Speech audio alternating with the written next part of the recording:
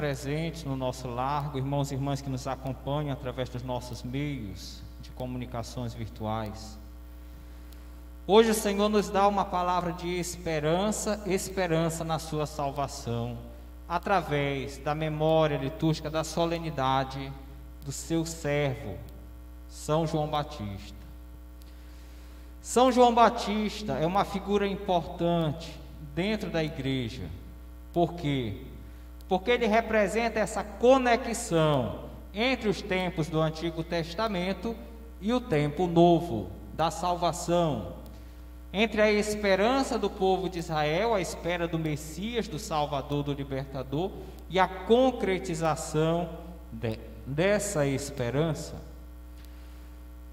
Nós encontramos nestes evangelhos da solenidade de João Batista, tanto ontem como hoje, aquele episódio em que Zacarias, sacerdote do templo de Jerusalém, era de idade avançada e, porque titubeou na sua esperança, ficou mudo. Sua esposa, Isabel, era estéril. Zacarias e Isabel são representação do tempo do Antigo Testamento, porque a mudez de Zacarias significa que a realização da lei e da profecia não comunicava plenamente a presença de Deus no meio do seu povo.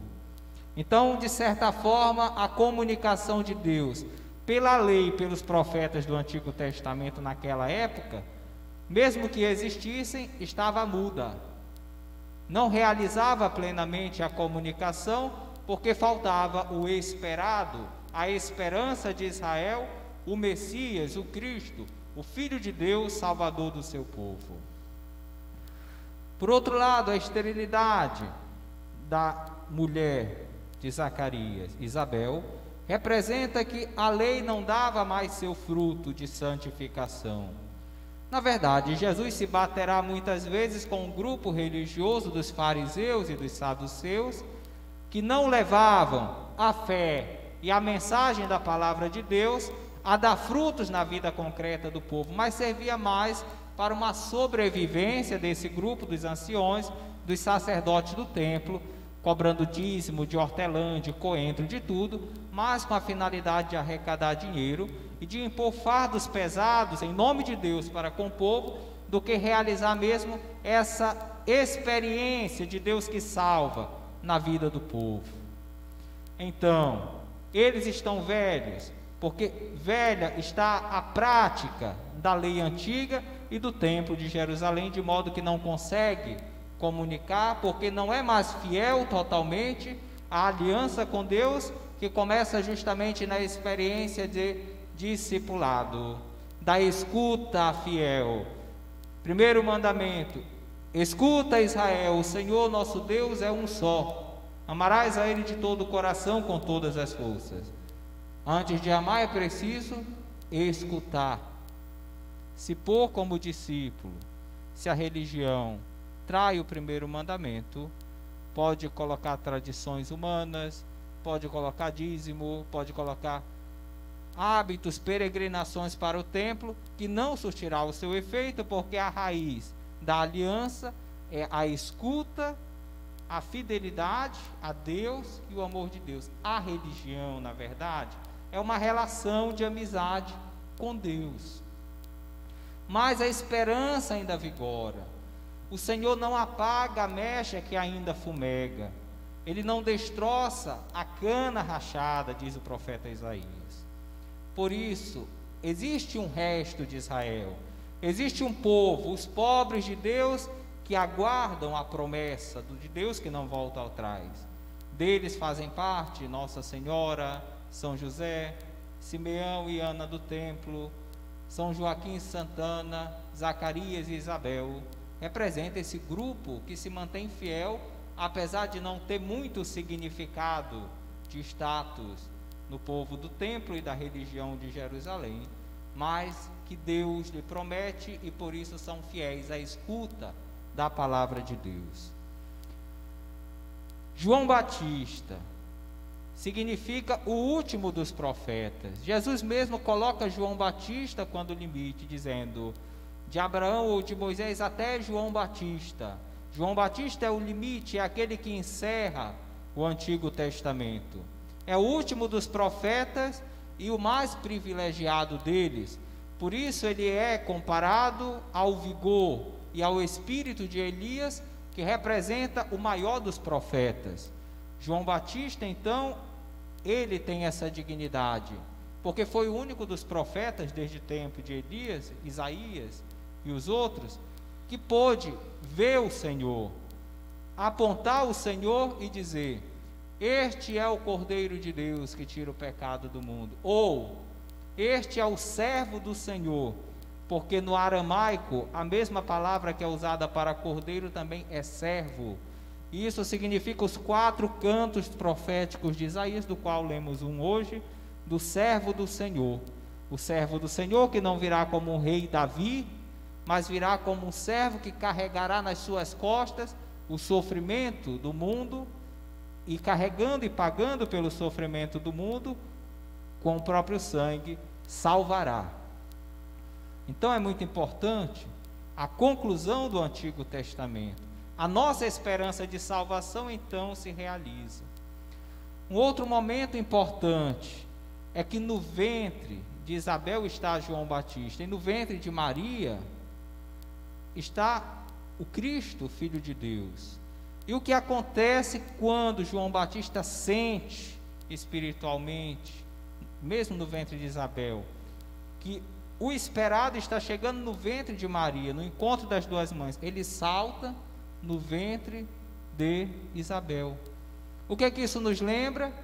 Quando o rei Davi transladou a Arca da Aliança, que era o lugar onde Deus se manifestava e estava presente de uma forma espiritual para com o seu povo do Antigo Testamento, o rei Davi ia pulando e saltando na frente da Arca da Aliança. E Davi era profeta também, ele profetizava. Portanto, a tradição profética que se encerra do Antigo Testamento em João Batista, Davi também faz parte.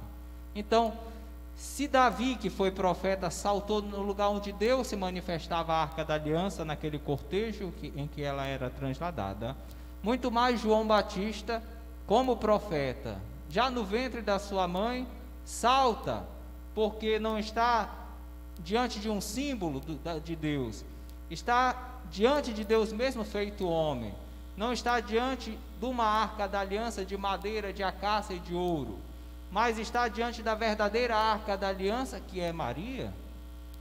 Por isso que em Apocalipse capítulo 12 diz: o templo de Deus que está no céu se abriu, e a Arca da Aliança apareceu, e se viu uma mulher vestida de sol, etc., que é símbolo da igreja de Maria ao mesmo tempo.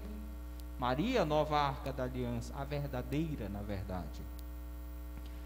O Antigo Testamento cede lugar ao Novo Testamento.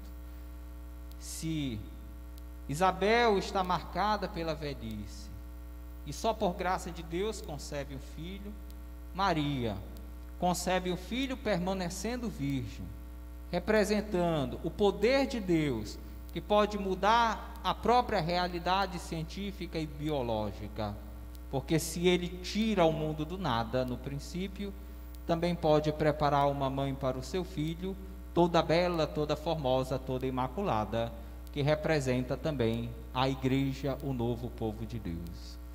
Nós encontramos no evangelho de hoje um momento decisivo em que se destrava a língua de Zacarias, que duvidava, justamente quando ele consente com Isabel. João será o seu nome, e João significa poder de Deus. É pelo poder de Deus que os profetas falaram até o tempo de João Batista, é pelo poder de Deus que o Verbo se fez carne no seio de Maria, nos salvou na cruz, ressuscitou, nos fez seu povo, sua igreja, templos do Espírito Santo.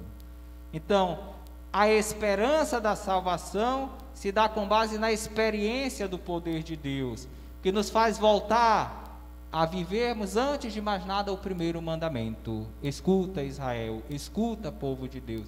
Relação de amizade com Deus faz com que em Cristo e no Espírito Santo a religião se torne pura, santa, realmente diga que veio, faça jus e não se trate apenas de tradições e meios humanos de sobrevivência. Nações marinhas, prestai atenção, diz a primeira leitura, o canto do servo do Senhor. Nesse canto já se mostra que a salvação não é apenas atributo e sinal de esperança para o povo do Antigo Testamento, o povo hebreu, mas para as nações marinhas, os povos pagãos. De alguma forma, o profeta sabe que também receberão a salvação. E de fato, a segunda leitura dos Atos dos Apóstolos que mostra que João Batista é uma figura importante para a igreja, mas não é o Cristo, é o último dos profetas, o maior dos nascidos de mulher de Jesus, mas não é o Cristo. Ele prepara o caminho do Senhor e dá testemunho até o derramamento do sangue pela verdade, pela justiça, mas não toma o lugar de esposo que o Filho de Deus, o Cristo, assume perante a comunidade, que é sua esposa. Não sou digno de desamarrar as correias da sua sandália, de cumprir a lei do levirato e tomar a sua esposa no seu lugar. Essa leitura é importante, porque até o final do primeiro século, pelo ano 100, ainda existiam discípulos de João Batista que, de certa forma, brigavam com os discípulos de Cristo e queriam dizer, não, é João Batista que é o Messias, não é esse Jesus de Nazaré. Então, é por isso que o evangelista, que escreve desde o ano 60, passando por São Lucas até o final do primeiro século, insiste em dizer que João Batista é um grande profeta, mas não é o Cristo, porque existe essa realidade de briga entre os dois discípulos, entre os dois grupos, enquanto os evangelistas estão escrevendo e Lucas está escrevendo o Atos dos Apóstolos. João Batista também significa o ministério na igreja, o ministério pastoral, o ministério evangelizador, porque João Batista é a voz. Eu sou a voz que clamo no deserto, eu não sou o Messias. A voz é o meio em que a palavra se comunica. A palavra, que é o verbo, é o próprio Filho de Deus feito homem, Jesus Cristo. O Batista é a voz que serve, que é ministro da palavra que salva, que é Cristo em pessoa. Ele é o verbo feito carne, que habitou entre nós, que nos mostra a glória de Deus e nos faz participante dessa glória pela cruz e ressurreição. João Batista então dá-nos a lição de sermos servos, meios de comunicação do Evangelho, da salvação, da palavra de Deus, da presença do Espírito Santo. Ele não toma o lugar da palavra, ele não usa de subterfúgios para se colocar no lugar da palavra. Ele assume o seu papel, calça as sandálias da humildade.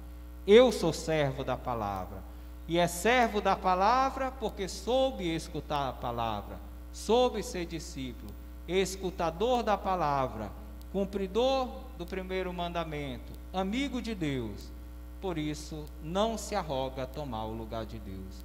Que São João Batista, como servo, como ministro de Cristo, palavra que nos salva, e da evangelização e da profecia no Antigo Testamento e também na igreja, nos ajude a tomarmos, iluminados pelo Espírito, essa mesma atitude, de nunca cedermos à tentação de colocarmos-nos no lugar de Cristo, mas sermos sempre meios para Cristo. Amém.